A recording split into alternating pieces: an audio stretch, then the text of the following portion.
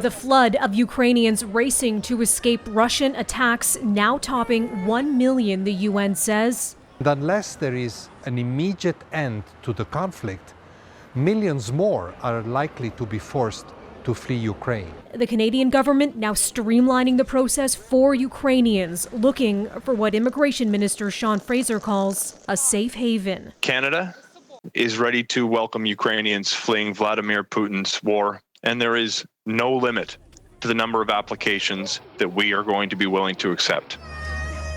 He announced the creation of 2 separate immigration streams for temporary and permanent stays, all aimed at speeding up the process.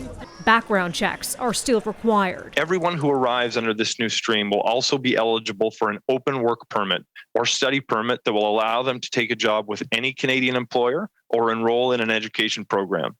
Now, Canada is stepping up support not just for Ukrainian refugees, but also for Ukrainian forces on the ground, while also tacking on a new punishment against Russia, kind of a sharpened 3-pronged response announced Thursday as Moscow's invasion enters a second week.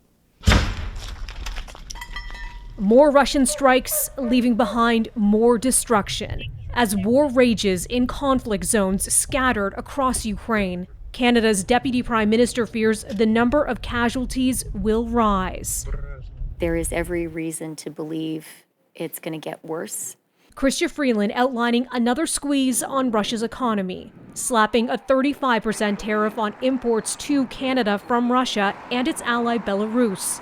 That's on top of previously announced sanctions.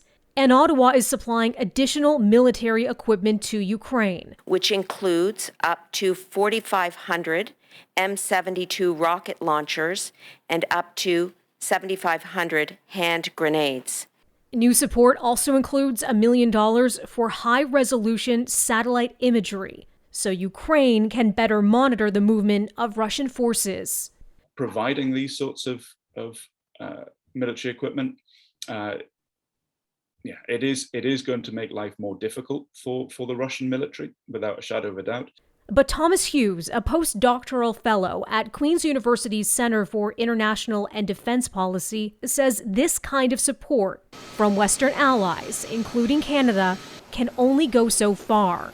Ultimately, he explains, Ukraine will need more trained personnel, people who know how to fire the weapons, something the West has ruled out. While tossing Molotov cocktails and grenades may not need a lot of expertise, rocket launchers are a different story. For example, if people in Kyiv were given these rocket launchers and taught how to use them, stopping a Russian armored attack on that city would require not only that they can fire these weapons towards a Russian tank, but actually coordinate their activities to be able to be effective over a slightly longer term.